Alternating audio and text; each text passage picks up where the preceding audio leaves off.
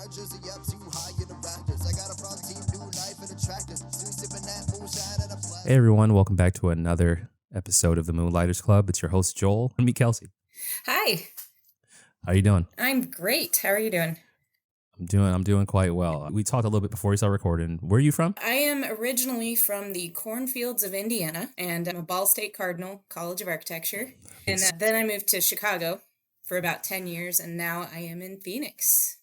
Why architecture? What were you just did something make you want to go that way? Were you skewing that way when you were younger? Or? I think I said I was going to be an architect since about third grade. Wow. It was because that's about the age that I feel like in school that they start talking about jobs or even the fact that that's a thing. And I probably veered off a couple times into other things, but for the most part, I just stuck to, I wanted to be an architect. I was an artist. I was always very creative, and I was good at science and math, even though I never learned my addition facts. I can't add in my head at all. So thank goodness for cell phones. Shout out to all the teachers that said you won't have a calculator in your pocket.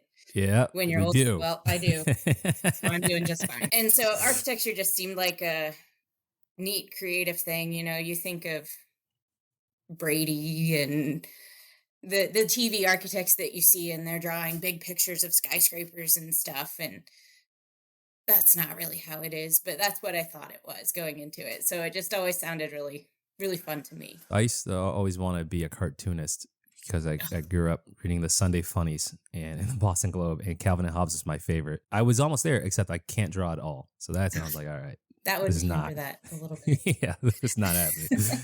So when you're at the Ball State, is that like, what kind of a program is that? That's just one of those I have no idea how intense it can get. Is brutal. It's very much a weed out kind of program. They kind of punish you in order to get you to quit. So the people that make it through don't sleep a lot, drink a lot of Mountain Dew, and live in studio pretty much. So it was interesting because it was a wonderful and horrible experience all at once. It was awful because you just worked too much and you were always in studio, but it was also wonderful because you had that group of friends and this group of people that you just became family with. So it was kind of a hard thing to go through, but a hard thing to leave as well, because you just had this family that you grew with over 5 years of college. So yeah, when you leave out of that, is there, in terms of the market, is it a buyer's market? Yeah, it depends. Goes up and down depending on the market. So I got my first job in 2006, thank goodness. And there were jobs available, and I was able to get pretty much the job that I wanted in Chicago. And then 2007, 8, 9 happened.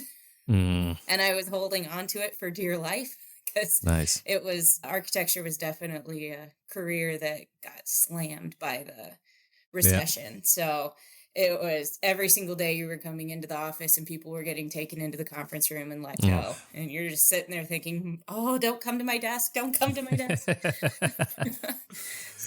Oh, what type of the work did you do? Were you working is it just like a big firm and developers walk in I'm curious. It was a pretty big firm. I actually did healthcare architecture, which if you would have said, what kind of architecture do you want to do? I wouldn't have known. In college, I got an internship at this particular firm. Had no idea anything about healthcare architecture. Now I know more about PET scanners and CTs and MRIs than I would ever want to know.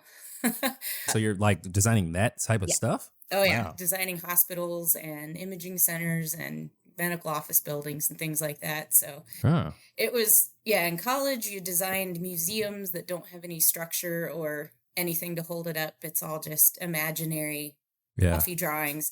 And then I went straight from that into healthcare architecture, where they said, here's the physicist report of the Gauss lines for the MRI and blah, blah. I'm like, God bless you. What did you just say? So it was a lot of learning on your feet, and definitely learning a lot of acronyms, because didn't know anything about the healthcare field at all. And they throw around a lot of acronyms. So.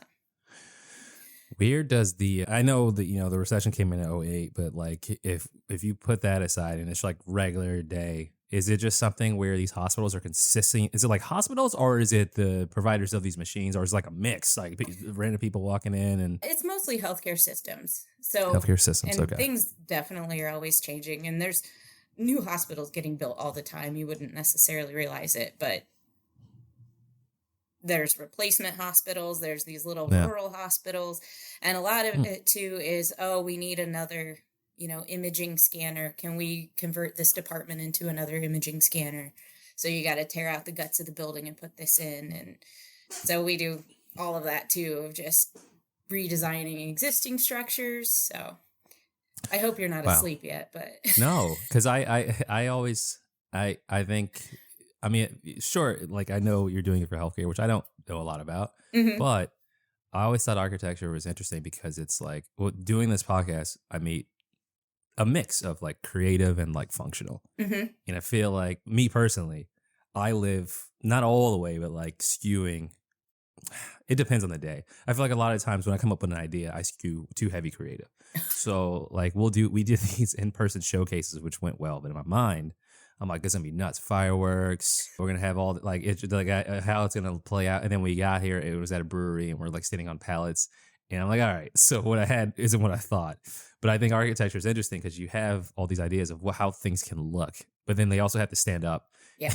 and not fall down. So then you gotta like, I always thought it was interesting how you go from that to the point of where it's done, and then you have this finished product, this finished thing. Yeah. It's so interesting to me. And a lot of people don't realize too that the architect does everything from, oh, I'm going to design this beautiful, in my case, hospital or exterior of a building that's this artistic something with a canopy, and then we also have to pick out the toilet paper holders.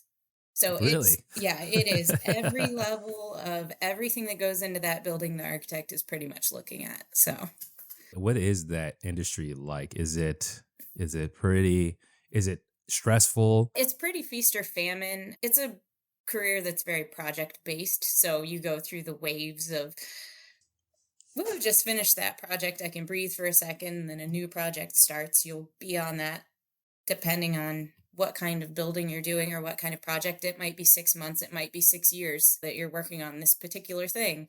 Wow. And for sure, there's the deadline crunches where I, knock on wood, never really did many all-nighters, but it's huge slams of work, and then it's, well, we have to wait on feedback for this, and so it just kind of dies down for a while, and different Yeah. phases of the project or different intensities. So and I think that's what drew me to it too, is that every day wasn't the same. You didn't Yep. go in, punch a clock, do the same thing. It was every single day was something different for the most part.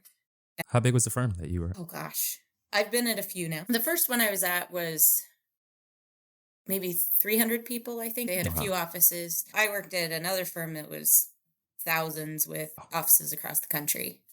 Interesting to see because they did they did big stadiums and things like that too. That I never worked on those, but I've never got to work for a company that was that large. I've always been curious. Oh, and I tried, but I always get stopped at the same place because the interview process is so different than a small company. So I'm like, I have no idea how to fill out these essays just to submit this. And I would fail every single time. I'm like, all right, I'll just stick to the small stuff. Yeah. Outside of architecture, did you do things like creatively, like for fun? Or did you have past projects? Yeah, I've always been drawing or tinkering or making things, and it's never really been just one thing. I grew up making miniatures of all the silly things. I would make little miniature versions of board games and things, just always Nice. make things. I've made board games, I've made artwork, I've painted, I've screen printed. I'm always dabbling. And I learned to screen print. A really good friend of mine taught me how to screen print, and I'd do it like, it had to be dark, so I did it in my bathtub in the bathroom in my Chicago apartment. But that's what I couldn't wait to come home and screen print and see how the screen turned out. Definitely didn't have the facilities to do it at the time, but I was always wanting to try something new and try different mediums. What exactly is screen printing? So there's lots of different ways to do it. I do it with this stuff you put on the screen. It's called photo emulsion, and it's light sensitive, so you can print out your design on a clear transparency, and then it's light sensitive, so when you put it in the light, it like burns that into the screen, and then you can wash away the part that you're going to print through. So it's just this piece of cloth that ink can go through, where it's not blocked out by your design, and you're able to print something over and over and over again. So I actually learned to do it for the first time for my wedding invitations, which is super smart to do something Yeah. brand new for your wedding invitations, but it turned out. You didn't pay the $800 to get No. 30 My wedding was the most. Oh, I hated it. And I love small business and vendors. I couldn't, but it's like, really, napkins. All of this is like all of it. Yeah. So you're screen printing in your bathroom, which I think is awesome. Yeah. When you did creative projects, was it just for you to have? Would you share it? Pretty much. And people would ask me for things and I'd say, oh yeah, I can make that. And I can't tell people no. That's probably how most of this started up. So couldn't you do this? I'm like, yeah, I could. And I would figure out how to do it. But nobody ever really took advantage, I wouldn't say. It was always just close friends that were excited about what I was making because I was excited about what I was making. So for sure, when I started making artwork and things, that's how Scenic Route Shop evolved into what it is today. Was I made a particular kind of artwork for my boyfriend at the time, now husband, that he just loved and showed it to other people. They started asking, oh, can you make this for me? Sure. And then other people, oh, can you make this for me? And so it just started turning into requests and me doing it in my free time at my own pace because I was absolutely still working a job. So at what point, what triggered you to say I should sell stuff instead, because I feel like that's a hard transition from when you're just like being nice, where you're like, wait a second, I can actually do this. Definitely. I think that whole process took about 5 years. It wasn't something that I decided overnight. I sell a lot on Etsy, and that's been around for a better part of a decade, I think. And so that was always in the back of my head, is there's this great platform, supports small artists. It's a way to sell things without having to market yourself and make your own website and figure out e-commerce and all of that. So that was kind of, oh, I could do that. Or other people would say, oh, you should sell your stuff. And that's always the fun comment that's easier said than done. Like, yeah, I should. How do I do that? So I think in 2012, probably, I started to think, maybe I should sell some stuff online. What if I turned this evening's activities into something that I could sell? Mm-hmm. And I actually started with Grace Street Design because I lived on Grace Street, which is the worst name because it's so hard to say. And I thought I was going to do wedding invitations because that's what I had done. And then I realized I hate weddings. And so they're terrible. I wasn't a fan. And then I thought, I'll do paintings because I did a painting for somebody. And it just kind of was always a thing. I thought, yeah, I'll do that someday. And I never really dove into it. And then I started liking architecture less and less and less.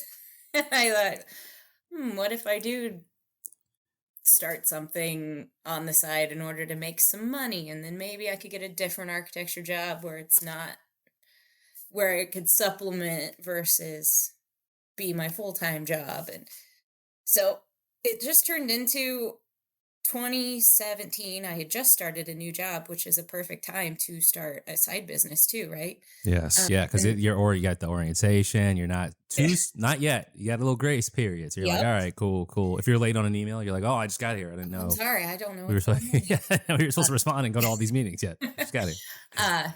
And so, after 5 years of thinking, I ought to do this, and having a lot of people say you should sell stuff because they thought that the things I was making was good enough. It wasn't just crafty things. It was things that could be an actual sold product. I went ahead and signed up for an Etsy shop with a better name. And Scenic Route Shop was born with 12 products that were, looking back, pretty poorly designed, horribly photographed. But I thought, I'm going to do this tonight. And if I don't get these up tonight, I'm never going to do it. And I just, one night, August 1st, of 2017, I listed 12 products. And nice. It sat there and it sat there and it sat there. And I don't think I made a sale for them. I think I made a sale the next month and then a sale the next month. And nice. For sure was not an overnight success. So that first sale must have felt so good. Oh, it did. Yeah. And I was sitting at work when it came in. And I think I had to just run out and call my dad and tell him because I was just busting. I'm like, I Nice. can't tell people at work, but Nice. I just made a sale. So You should have watched that. I'm like, I quit. I'm done. yeah, that came later. I got it. I have a question. What was it about architecture that was? What was it? Just the fact that you'd been doing it for a while that you got tired of it, or were there's? It was not creative at all. I felt like it was all contracts, dealing with contractors, dealing with problems, just getting yelled at all the time by people. So it just wasn't creative in any way. And the few times I got to design something, they'd kind of pull it out from under you. So it's just very frustrating because it wasn't what you thought it was going to be. Yeah, I don't. It's each their own, but I just can't get. I don't understand people who can work in situations like that or roles that call for that, like legal. Like I have like random legal conversations. I'm like, how can you be a lawyer all the time? Like especially litigation or something where you're just looking at words and looking at words all day, and I'm like, oh my god, there's no. How do you? This stimulates you? It would just drive me insane. It would be exhausting, and I feel like the architecture career too. As you get promoted, you do less architecture. You get promoted out of what you used to like to do, and now you get to do more meeting minutes, and then it's more contracts, and then it's more employee evaluations and things that I didn't really want to do. I wanted to be an architect, but they kind of promote you out of that, and you become more business than design. So. Yeah, one of my good friends, former guest, Jake Roundy, he was an editor. He just loved editing. We used to work together and loved writing. And he kept getting promotions and he kept getting upset because he's like, I don't want to be in meetings. He's like, I don't want to give one-on-one evaluations. And that's what I think is the number one issue I have with promotions is like the whole management idea that if I'm good at this, I get it. You think I teach people all day. And it's a whole, McDonald's, don't be in the business, work on the business. And you're like, I get that. But in terms of of employment, not entrepreneurship, I don't really want to. I'm like, I just want to keep doing this for like more. Yeah. Like, I don't want to have to just yell at people all day. I don't find that. I don't think it's advancement. Like I don't promote my paycheck, but not my what I'm doing. So when you're getting those first sales, you're feeling how you are about architecture and the work that you're doing. Did you consciously say, okay, I have to get out of here by a certain date, or I have to stop doing this, or was it? How were you feeling about everything? Yeah, I did not have a date. I didn't actually leave architecture until 2019. So I did this on the side for 2 years. And the day I decided, it was a car ride with my husband, and we decided that day, like had no idea leading up to it that was going to be the next day I was going to quit my job. But it began to pick up. The very first drawings I did, all of them were hand drawn, so it was very labor intensive. And then I started to get more and more orders, and it gradually increased. So I was staying up late after work trying to get these orders done, and I was starting to get a little worried that maybe the quality was starting to go down because I'm rushing. Yeah. And then I got invited to do my first art fair. And that was when I pivoted and started doing prints, because I realized very quickly I can't do, 200 hand-drawn pieces to sell at an art fair. Yeah, no. And so that changed things, and I was able to do it on the side for longer because I was able to produce more pieces in a shorter amount of time. And then that started to ramp up, and then probably I think it was November of 2019, I had 2 big art fairs coming up. One was the Pinners Conference, which is by Pinterest, and so that was a pretty big one. I wanted to have enough things for that. And then I had another small one pretty much back to back, so I was just scrambling up till midnight trying to build my tent and things. And of course, I'm an architect, so it's way over designed. I'm using steel studs. It's got walls and shelves. It's ridiculous. Nice. Because I can't not do that.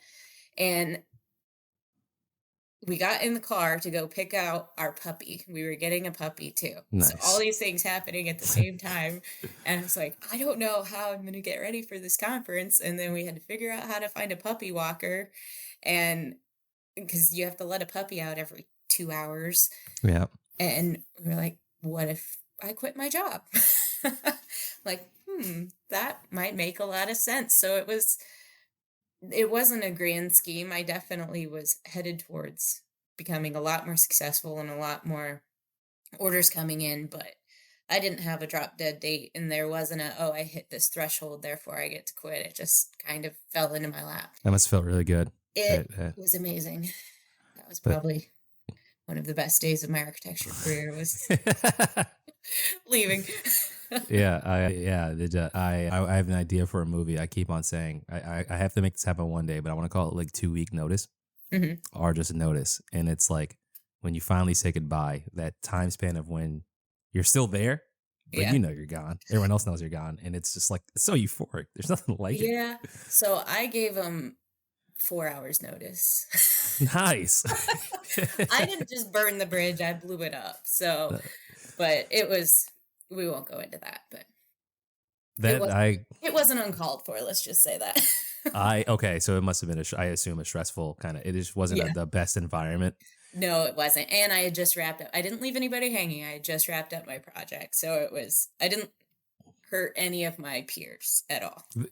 That's the only thing I ever worry about when I leave is like, are like the humans here? Are you guys? Are you all good? The company, I don't. Yeah, you'll be fine.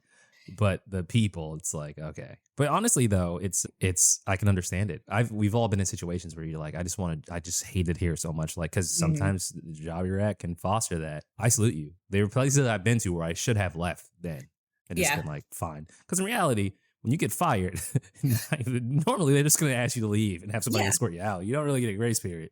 They don't have to give you 2 weeks, but there was it's funny. There was an article I read in the New York Times about quitting loud and proud. I just read it. It was like a day ago about people, especially with COVID and everything. People are just like, I hate it here. I have to get out. And just like TikToking it or taking videos. It's written by Emma Goldberg. It's actually pretty cool. If you ever get a chance to check it out. And it was that. It's people just been like, I've been unhappy for so long. I didn't even know that I could just leave. You know, it's just, you're taught not to. Yeah. So first of all, congratulations. I've never gotten to do that. I'm jealous. Well, it's not something I'd necessarily recommend. It was stressful doing it too, because you do feel kind of like a jerk. Yeah. But until you're in the car on the way home, you're like, oh my gosh, this is fabulous. I don't have to go back tomorrow. Yeah.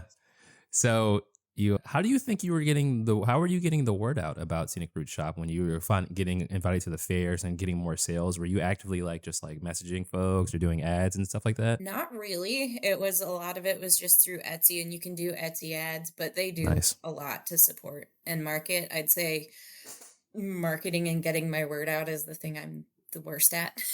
Yeah. By far. And I'm trying to get better at that. And it's paid off. I'm learning to do that more and more and trying to reach out to different things and diversify where my sales and my business is coming from. But no, the growth really just came slowly through Etsy, and it's not a overnight thing either. I think a lot of people think, I can make quilts, so I'm going to start up an Etsy shop and make $1 million overnight. But it took me 2 years to even begin to think, I could quit my job. So yeah, I think the difference between the people I've met is what you're doing when things aren't happening is what separates it, because and that's kind of why I want to start this podcast. When you hear these stories, you hear them after the fact, and you never have.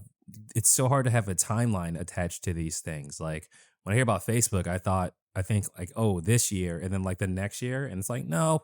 There's all this other stuff in the middle. The business doesn't really. It could be sports. You're like, you didn't just wake up and make the leak. No, there's all this gray area. Well, and my shop started with 12 pieces. I now have 320 different drawings that you can choose from. So nice. Yeah, over that time, you grow, you re-photograph your stuff. You're figuring out what do people want. You're making new products. You're taking products off. So it's just a lot of jumping in head first and then deciding what works, or throwing spitballs at a wall and seeing what sticks. Yeah. So you quit, you broke free from the chains of corporate bondage. Is this Chicago? No, this was Phoenix. Oh, you'd already moved. Why'd you move? Just, weather. Heat. Yeah. Heat. Happiness. So you're out. Now that you have the time, did you know what to do with the time you got? Or was it did it take a couple days to be like, oh wait, this is weird? Oh no, I dove right in because I knew I already had my to-do list of I've got to do, and I had an art fair in 2 days. And Wow. yeah, I did not miss a step of working on my website and getting ready for the art fair and just diving in. I haven't really had a slow period since. So So for everyone who doesn't know, can you describe Scenic Route Shop? One, where'd that name come from? And two, what is the business? sure. So Scenic Route, and I say route, other people I was say going to route. say route, but I didn't know. Yeah. It can be pronounced either way. The name kind of started, it was a long development of trying to find a name because there's the, oh, I want it to be a cool name, but it also has to be available on social Mm, media, on website, on, you know. So I came up with a lot of really good names that other people had already thought were really good names and had them. So, but Scenic Route came from the idea that my pieces are things that people enjoy that like help them to slow down in life and take it all in. And so that's taking the okay. scenic route. You get off the beaten path, these enjoy the view, enjoy what's around you. And that's what I want my drawings to be, or the things that are around you that you enjoy the most. Nice. So that's where the name came from. The style came from those pieces back in 2009, those line art drawings that I made for my now husband. And it just evolved and evolved. Those were done in watercolor, then they were done in pen, and now they're prints. And it's just simple line drawings of skylines and pets and national parks and landmarks, landscapes. I could go on and on. But kind of the idea is it's something that you can look at. And one of the best examples was at the art fair. There was a picture of a Labrador that was up, and somebody would walk by and say, "Oh my gosh, it's Muffin." And then someone else would go by and say, "Oh my gosh, it's Max." And everybody's looking at the same drawing, but they Yeah. see their dog. So Yeah. it's not a piece of artwork that's so detailed that you're seeing what I'm seeing.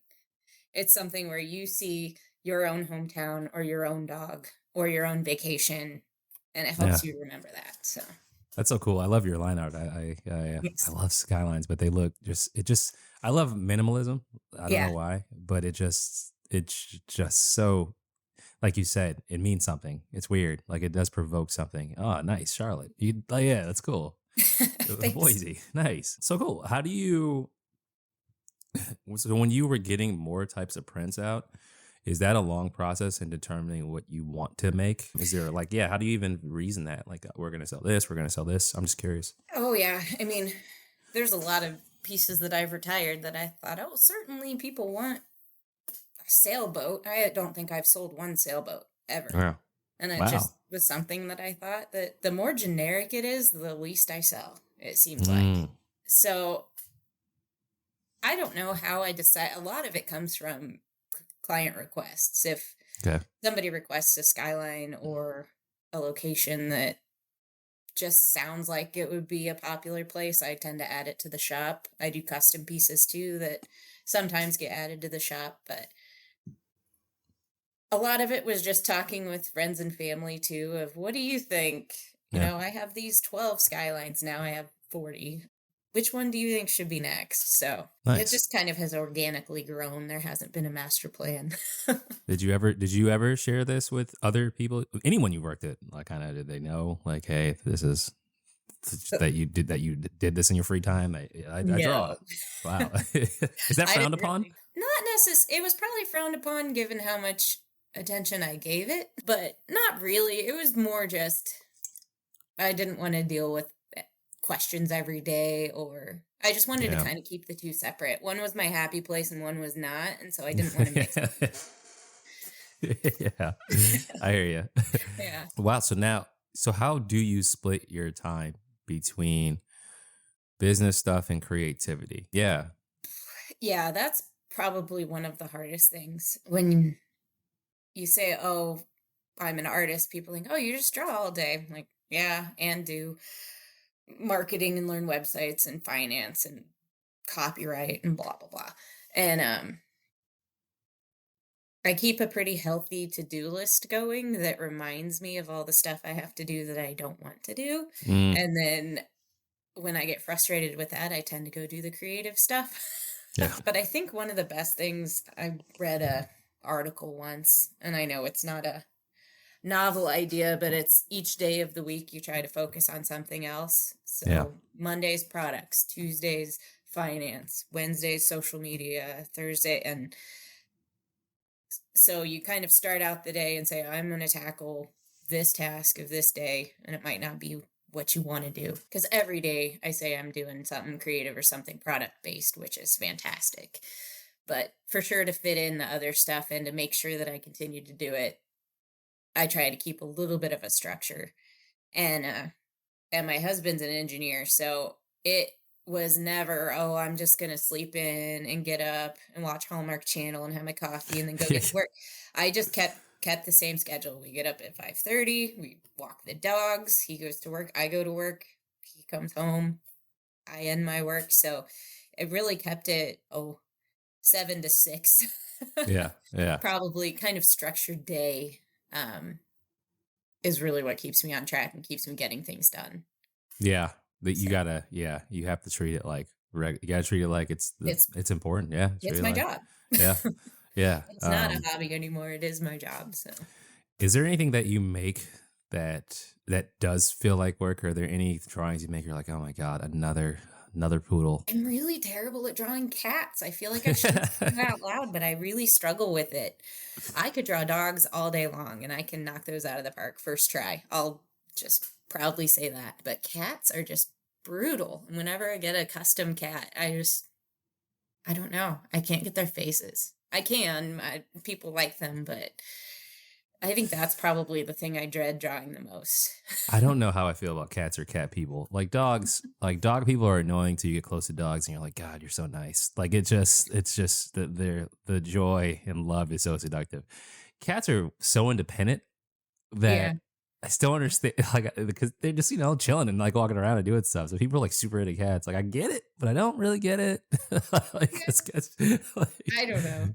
I guess I've known cats that are a lot like dogs, and I'm kind of like, then just get a dog. But yeah, right, yeah, I get it.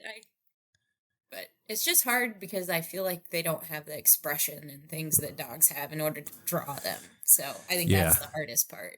Yeah. I understand that they're just as loved, but boy. Do you occasionally, or have you ever thought of doing like larger projects? Maybe not just for like, not for normally occurring clients, but maybe just like an artistic expression. I want to make this larger thing or grand thing, or it could be for me or a company or whatever may have you. Like, I think as far as Scenic Route Shop, I try and keep it pretty dialed in.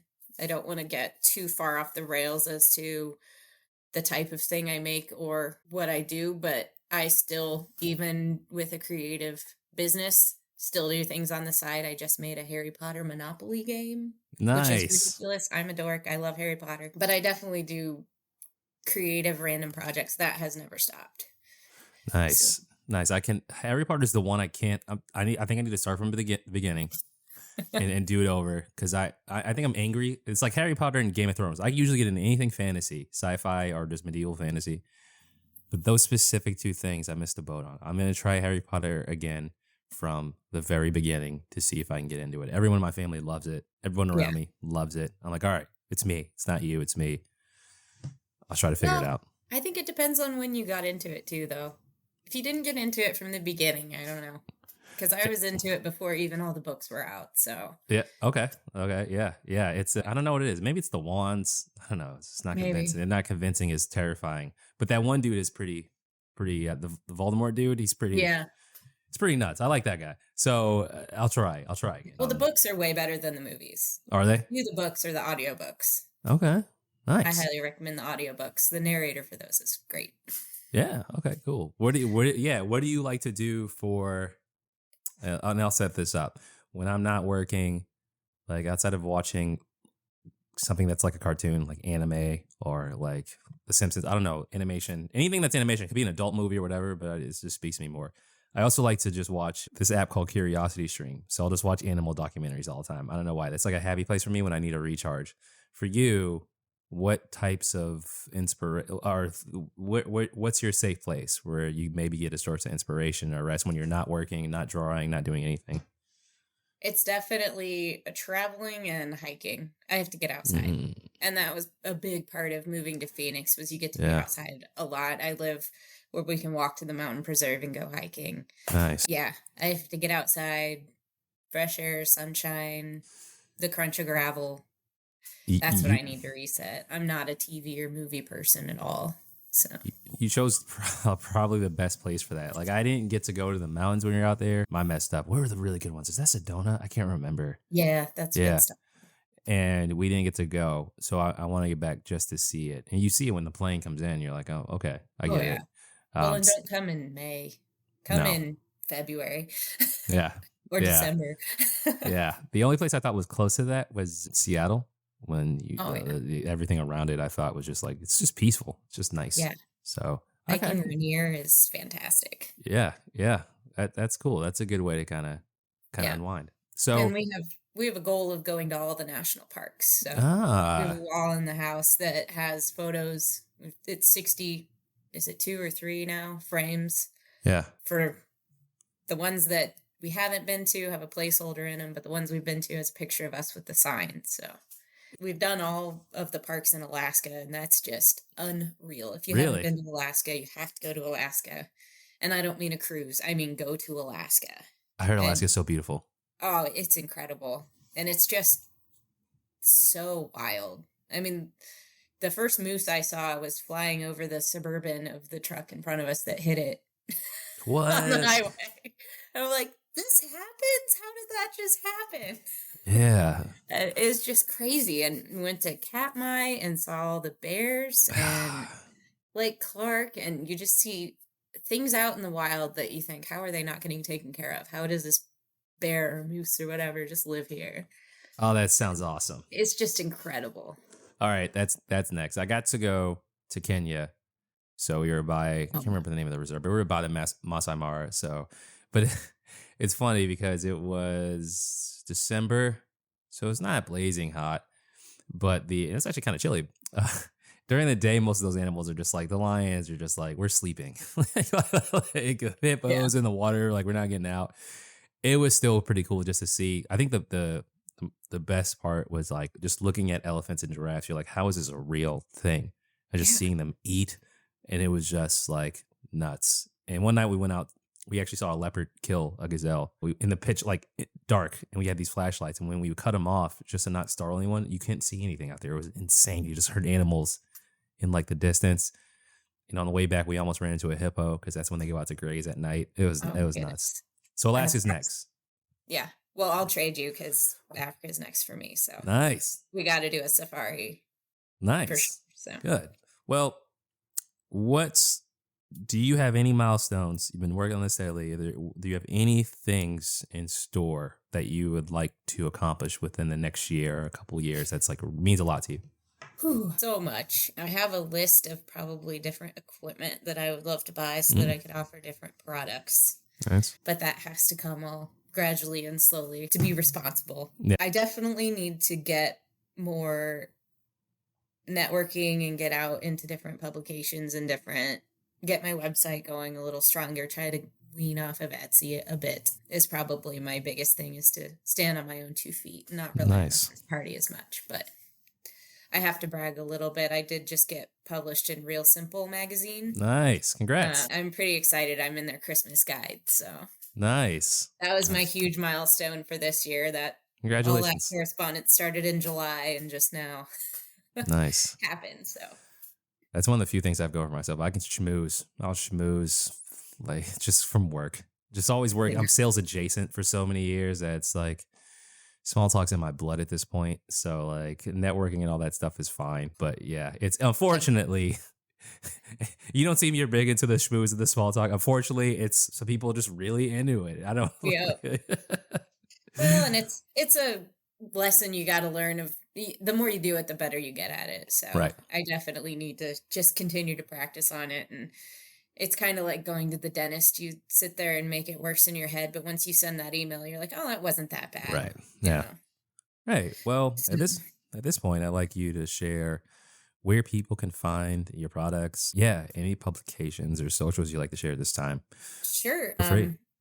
I am on Instagram at Scenic Route Shop, and my website's scenicrouteshop.com. And I'm also on Etsy if you search for Scenic Route Shop. Nice. So thank you. Well, this Thank was you. good. I appreciate you taking the time for this. This was a good, nice, refreshing story. Now I have to quit in under 4 hours. I gotta beat your record. Yeah. But I always like to have these conversations to kind of see how far people have come along. And I admire your story. I admire the path you took. There's, again, when I look at a website, I'm like, oh, this is cool. They must have put this together, for quickly. Yeah. But you're like, no, there's a whole life to this behind it. And it's just Yeah. really neat to see. For sure. I definitely think a lot of the stories people hear and gravitate to are the overnight successes, and I don't even know if those are always true. Right. And so I think it's better for people to hear the truth of this takes a long time. It's going to be on the side for a long time, and it takes a lot to grow it and takes a lot to maintain it. So. And also the stories you have, that the success and happiness can come from so many different aspects of what you're doing. Yeah. And like that first sale feels great. That first accomplishment you make, that first blocker you get rid of, there's just so many ways to get happiness and joy and accomplishment out of it that have nothing to do with, I don't need to be Jeff Bezos. I don't need to go to space. But I'm pretty sure I could still be really, really happy if I can infuse some passion into my day to day. So. Absolutely. And that's kind of a funny thing is I knew I wasn't crazy about my job, but the people, it was everybody from friends and family to neighbors and our pool guy that were like, wow, you seem so much happier now. And I thought, oh my gosh, was I that miserable? And I think I was. And it slowly built up, and I didn't even realize it was happening. And now that I'm doing this, people are regularly telling me how much happier I seem. So, well, thank you so much for sharing your story, Kelsey. I really appreciate it, taking the time out of your day. For everyone who is listening, please support Scenic Route Shop and support Kelsey. As always, you can find us, Moonlighters Club, on major podcast networks, and we hope to see you next time. Thanks, Kelsey. Thanks, Joel.